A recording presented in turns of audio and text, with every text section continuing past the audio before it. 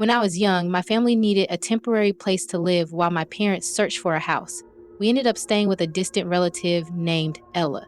It was me, my mom, dad, and two brothers.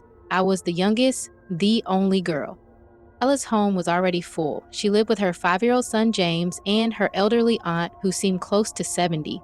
At first, everything seemed normal. Ella was welcoming, but James said things no child should say.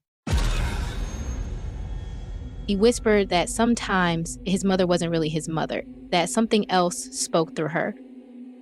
We all brushed it off. My parents were religious, but they thought James was just an imaginative child.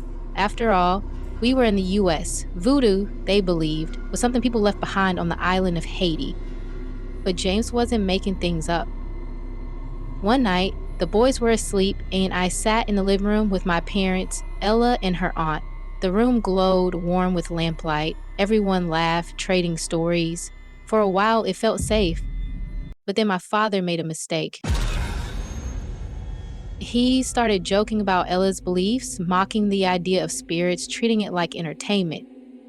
At first, Ella tried to smile it off, but her hands fidgeted, her laughter stopped. She warned him softly to stop. The air in the room thickened, but my father didn't stop. Ella's body suddenly stiffened, her eyes darkened, her face twisted into something I didn't recognize. She shot to her feet like a puppet yanked by invisible strings. And then came the voice. Qui ja nous que méprise ma comme ça? How dare you mock me? It wasn't her voice. It was layered, distorted, vibrating with fury.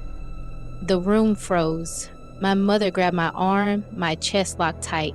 This wasn't Ella anymore.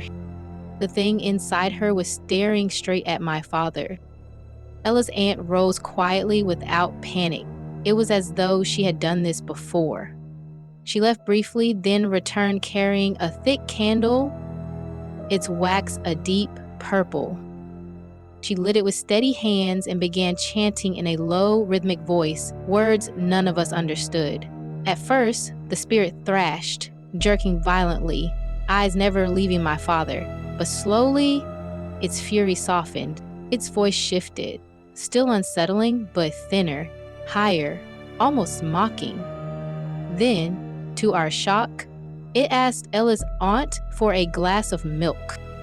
She poured it without hesitation. The spirit drank it in heavy gulps until the glass was empty. When she returned to the couch, it sat down calmly. Its eyes stayed locked on my father, but the rage had quieted. And then it spoke one final time.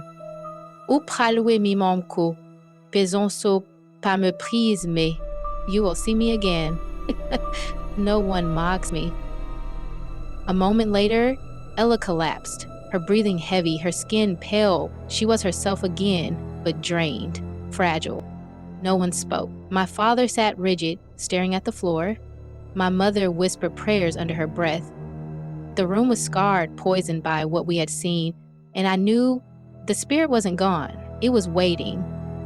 Less than 4 weeks later, my father died. He was found in his car, waiting for my mother at the train station.